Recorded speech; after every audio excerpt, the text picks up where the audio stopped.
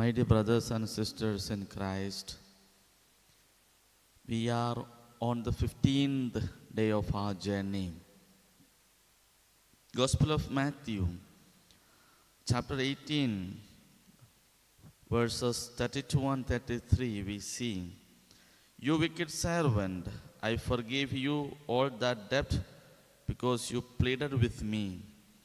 And should not you have had mercy on your fellow servant as I had mercy on you?" Today, Jesus is reminding us that we have to forgive everyone.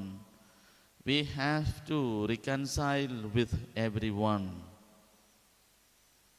This unmerciful servant, he pleaded for mercy, and the master has forgiven.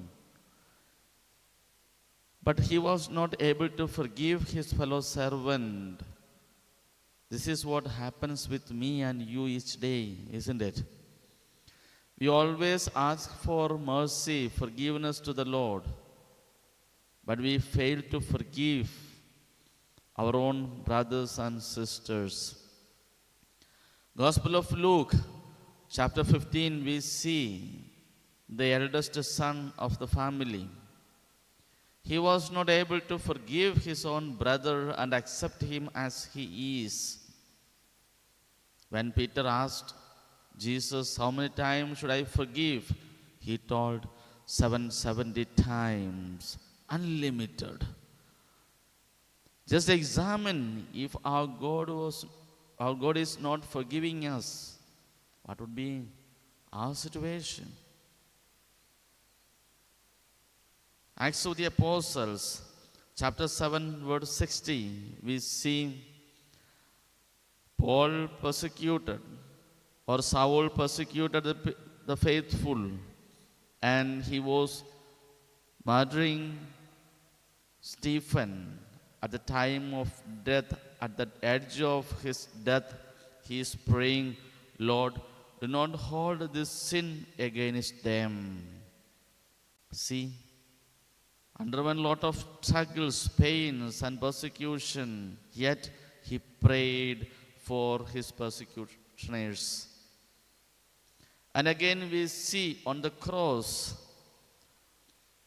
Gospel of Luke, chapter 23, verse 34, Jesus is praying, hanging on the cross, "Father, forgive them, for they know not what they do." Let us examine ourselves.